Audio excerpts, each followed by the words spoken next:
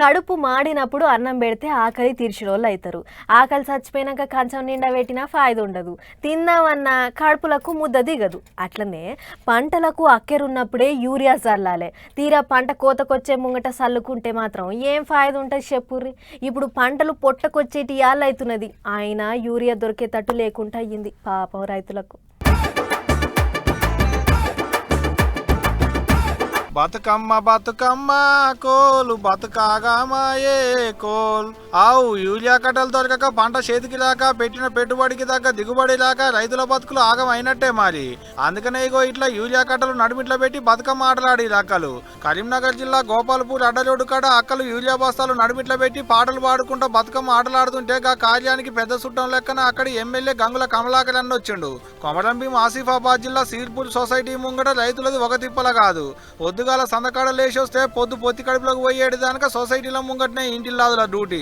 ఆకలైతే తిండి లేదు, దూపైతే నీళ్లు లేవు. ఆకలై ఇక్కడంతా తినొద్దామంటే ఏడలైన తప్పుతుందోనని ఆళ్ళ బాధ ఆళ్ళదే మరి. గట్ట తిప్పల పడుతుందనే లైన్లలో నిలబడ్డ రైతులకు అన్నం వండుకొచ్చి పెట్టిండు అక్కడి మాజీ ఎమ్మెల్యే కోనేరు కోనప్ప. మరి ఏం చేస్తారు, దేశానికి అన్నం పెట్టేటి రైతులకు బుక్కెడు బువ్వ తినేటి తీరిక లేకుండా యూరియా చేయంగా.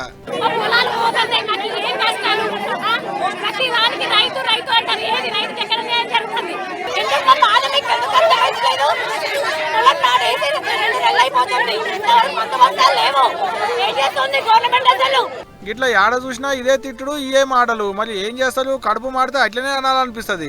ఆదిలాబాద్ లో ధర్నాలు, కరీంనగర్ లో నిరసనలు, మేదకుల మానవహారాలు, ఖమ్మంలో కొట్లాటలు, నల్గొండల నూక్కుముడు, సిద్దిపేటల చెప్పుల లైన్లు, సూర్యాపేటల హైవేల మీద బండ్లాపుడు.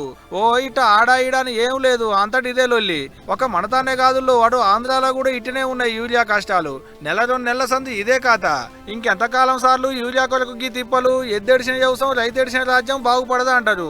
ఇప్పటికైనా అంగుకింత యూరియా ఇచ్చి పంటలకు ఆసరగారి సార్లు తలుసుకుంటారు రైతన్నలు.